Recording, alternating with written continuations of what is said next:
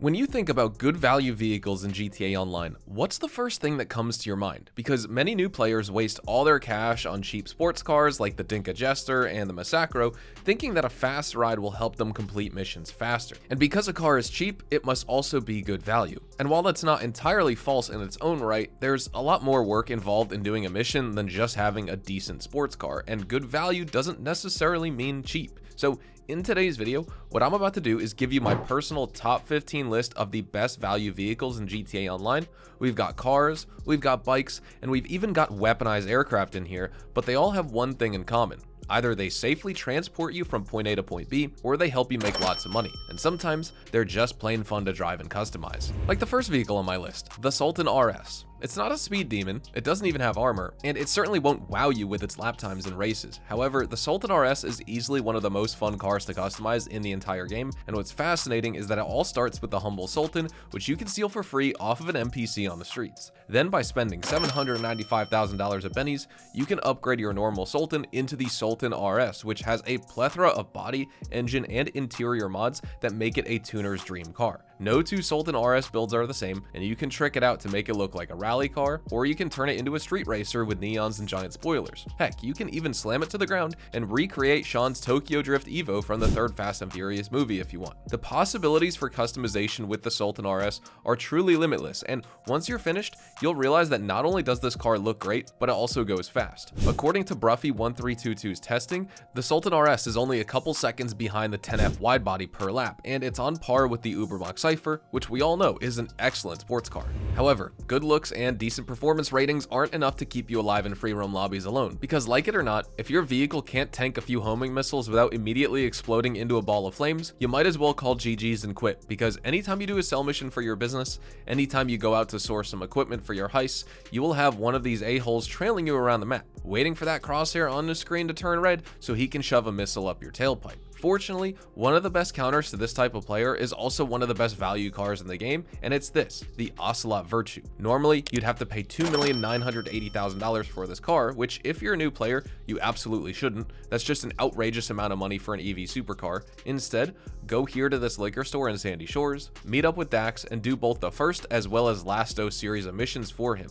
There are 11 of these in total, and by the end of the quest line, you'll have about $800,000 in cash from your mission payouts, as well as the first time completion bonuses. And Dax will also text you the GPS coordinates for Dr. Isaiah Friedlander's personal Ocelot Virtue, which you'll find in this parking lot right here. And what's cool about this EV is that once you slap some Imani Tech armor panels onto it at your agency workshop, it can tank up to 12 RPGs and 12 homing missiles, more than any internal combustion Imani Tech vehicle, because for some reason, Rockstar decided that EVs are significantly more resilient against explosives, particularly RPGs, than normal cars. It can also fit a missile lock-on jammer, which completely negates the threat from Deluxo and Oppressor Mark II griefers, and you can use it to do your business source missions or even heist setups because it's so fast. However, bear in mind that at the end of the day, this is still an EV, so unless you hit the brakes super early before a turn, your car will keep heading in a straight line and slide right into a telephone pole because these things are just so dang heavy. And because it's an EV as well, max torque kicks in almost immediately at 0 RPM, so as soon as you get on the gas,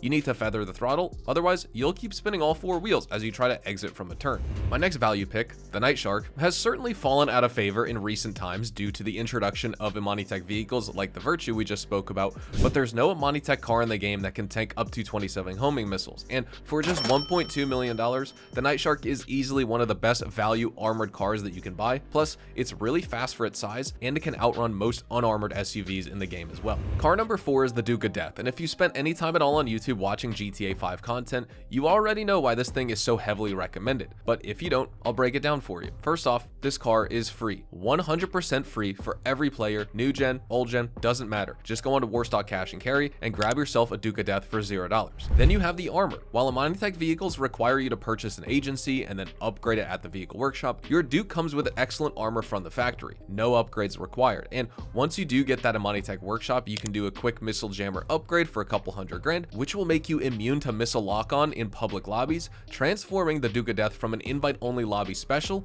into a public lobby menace. But let's say you're strictly a solo grinder and you just don't give a crap about public lobbies at all. You do all your sell missions in private, and you're sitting there spamming auto shop contracts and salvage yard car robberies all day. Well, in that case, you're gonna need yourself a good armored car. Not for explosive resistance, because NPCs never use RPGs or homing missiles. Instead, you need a car that can soak up bullets from every angle. And the Duke of Death kind of fits that bill, but it does have giant holes in the front driver's side window, and half of its windshield is open, so eventually you'll go down to NPC fire unless you're spamming snacks. However, my next value car here, the armored Karuma, has no such weak spots in its armor because it grants you virtually 360-degree coverage against small arms fire, to the point where you can literally park your Karuma in the middle of a police barricade during a 5-star chase, go AFK for 10 minutes, come back, and drive away unharmed. So if you're doing heists or missions in this game and you've got a sub $1 million budget, absolutely nothing beats the armored Karuma in my opinion.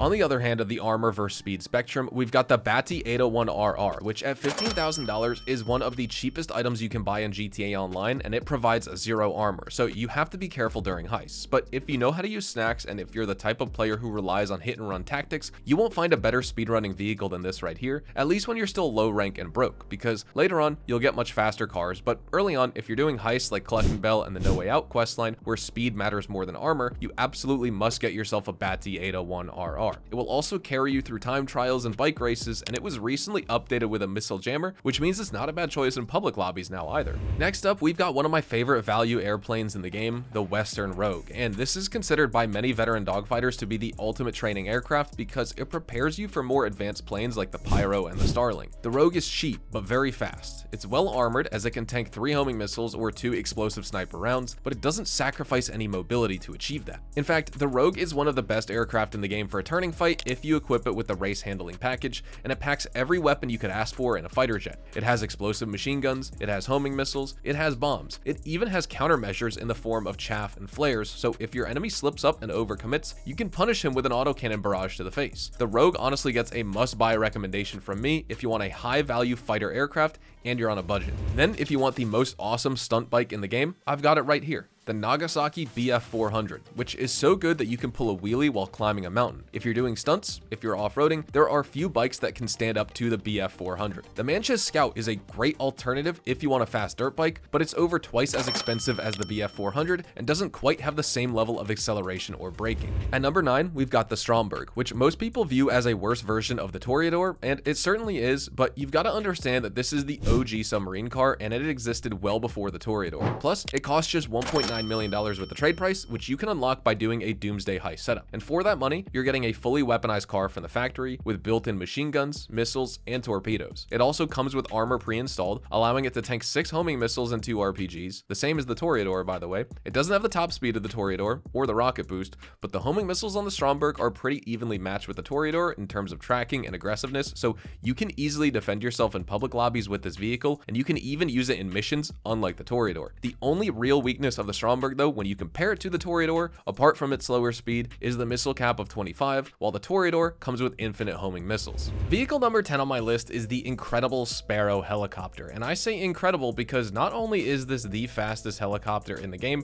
with a top speed of over 168 miles an hour, but it also spawns closer to you than most cars and bikes. In fact, I tried calling my Sparrow an Oppressor Mark II basically at the same time, and the Sparrow actually spawned closer to my character than my Oppressor, which makes no sense, but it gives the Sparrow an edge over the Oppressor in this particular area, especially because you can call it in the middle of nowhere, even when there are no roads nearby, and that's something that you can't do with an Oppressor Mark II. For example, if you're crate grinding at the hangar and you want a personal vehicle ASAP, the Sparrow is going to be your best bet because it will spawn 20 feet away from you on the airstrip, whereas the Oppressor spawns outside the hangar and you have to run all the way there. Then, if you want to travel all the way across the map to do a multi-vehicle sell mission for your bunker or MC business, the Sparrow is once again a better choice versus the Oppressor because of its higher top speed, which allows you to cover larger distances faster. And if you're a Kaio maxer, there really is nothing better than a Sparrow in your submarine for those prep missions, because you can take off directly from your Kosatka and land back inside with the push of a button. At number 11, we've got one of the best value SUVs in the game, and that's the Pegassi Tauros for just $498,000, which doesn't have any special features like armor, weapons, or missile lock-on jammers, but it looks good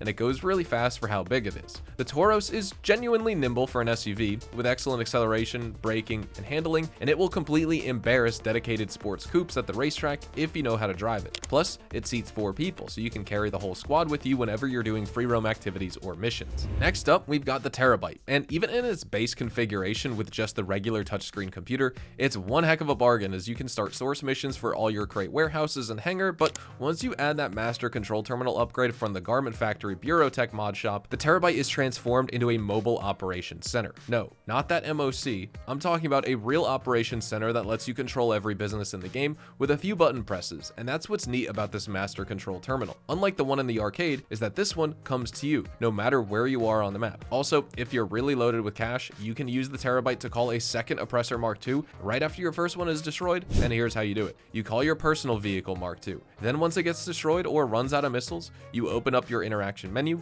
go into service vehicles, and call your second Mark II that you have stored in your Terabyte. Plus, the Terabyte is the only place where you can upgrade a Mark II, and it also unlocks the $6 million trade price for that vehicle, so if you're gonna buy an Oppressor, might as well get yourself a Terabyte first. And, well, if you're super serious about setting the fastest times in heists like Cluck and Bell or No Way Out, or even the Oscar Guzman questline, you need an HSW Hakuchou Drag. This is the fastest land vehicle in the game, and you can easily do HSW time trials with it for $250,000 every week. But more importantly, it is a vehicle that you can use in missions and heists where weaponized or flying vehicles like the Sparrow and Oppressor aren't permitted. The base Hakuchou Drag costs just $976,000, and if you've never used Howe's Workshop before, you can actually go to the LS Car Meet and get your very first HSW upgrade for free. The Brickade 6x6 is my next value vehicle, and that's for a very good reason. It's the only vehicle on this list that comes with its own business, and the Acid Lab isn't just a business. It's the single most profitable solo business grind in the game after the addition of the Mansion Speed Boost, because now you can pump out $351,000 worth of acid product every 1 hour and 20 minutes, and you will always get a single sale vehicle every time, unlike MC Businesses or the Bunker.